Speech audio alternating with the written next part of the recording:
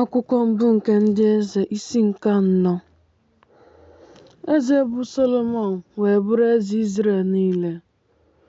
Ma ndị a bụ ndị isi o nwere: Azaraya nwa Zedọk bụ onye nchụaja; Elihoref na Ahija ụmụ ndị ikom Shisha bụ ndị ode akwụkwọ; Jehoshafat nwa Ahilud bụ onye ncheta; Benaya nwa Jehoiada bụ onyeisi usuu ndị agha; Zedọk na Abiata bụ ndị nchụaja; Azaraya nwa Netan bụ onyeisi nke ndị e doro ndị isi; Zabud nwa Netan bụ onyeisi n'ije ozi na enyi eze;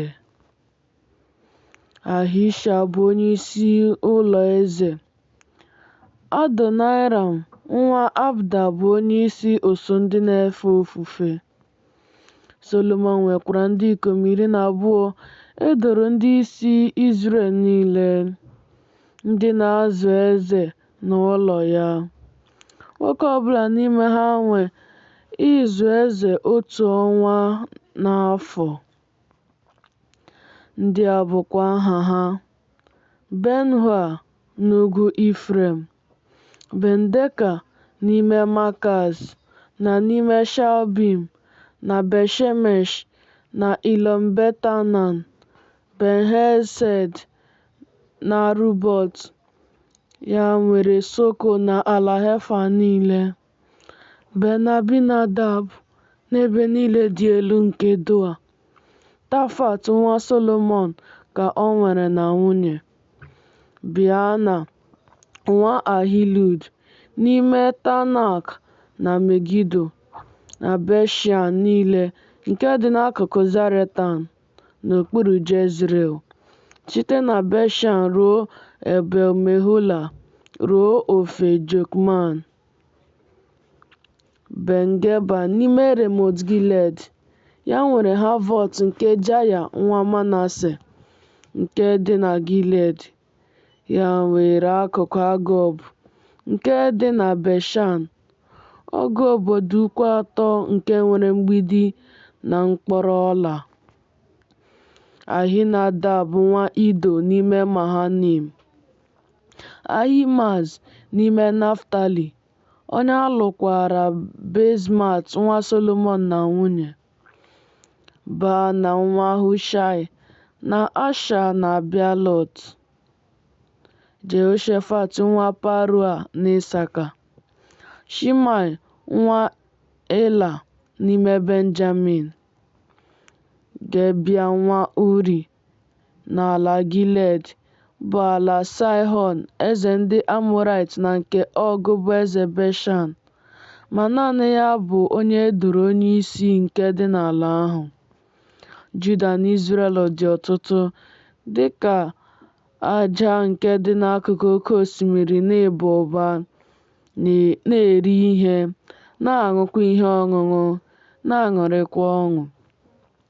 Solomọn wee na-achị alaeze niile site n'osimiri ruo ala ndị Filistia, rukwa oke ala Ijipt. Ha na-eweta nso onyinye ịnata ihu ọma, na-efekwa Solomọn ofufe ụbọchị niile nke ndụ ya.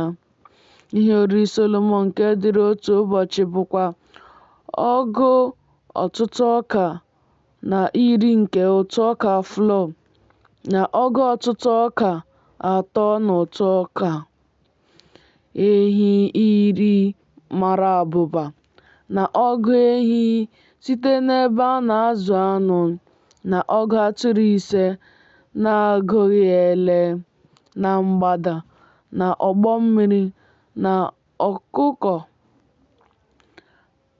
e mere ka ha maa abụba, n'ihi na ya onwe ya nwere ike n'ahụ ndị niile bi n'ofe mmiri, site na Tifsa wee ruo Geza, bụ n'ahụ eze niile n'ofe osimiri. O nwekwara udo site n'ofe ọzọ niile dị ya gburugburu. Juda na Izrel wee biri na ntụkwasị obi, nwoke ọbụla n'okpuru osisi vaịnị ya na n'okpuru osisi fig ya. site na Dan wee ruo Bịasheba. Ụbọchị niile nke Solomọn. Solomọn nwekwara ọgụ nnu ụlọ ụzọ ise nke ịnyịnya dịịrị ụgbọala ya, na ọgụ nnu ndị ịnyịnya na nnu iri. Ndị ahụ e doro ndị isi zukwara eze bụ Solomọn na ndị niile na-abịaru tebụl nke eze Solomọn nso, nwoke ọbụla n'ọnwa ya. Ha ekweghị ka ihe ọbụla kọọ ụkọ. Ha na-ewetakwa ọka balị na okporo ọka n'ebe ndị ahụ e doro ndị isi nọ, nwoke ọbụla dịka ihe e kpere ya n'ikpe si dị, inye ịnyịnya na inye ịnyịnya ukwu ọsọ.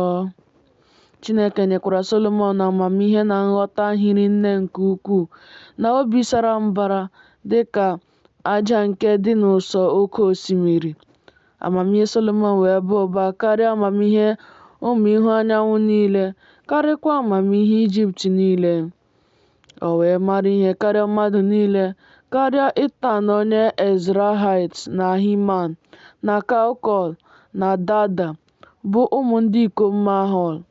Aha ya wee dị na mba niile gbara ha gburugburu. Otu ọnụ ilu 7 na ọgụ 10. Abụ ya dịkwa 2 na ọgụ 10 na abụ 5. O kwukwara okwu banyere osisi site na sida nke dị na Lebanọn wee ruo hisọp nke na-epupụta na mgbidi. O kwukwara okwu banyere anụ, banyekwara anụ ufe, banyekwara ihe na-akpụ akpụ, banyekwara azụ.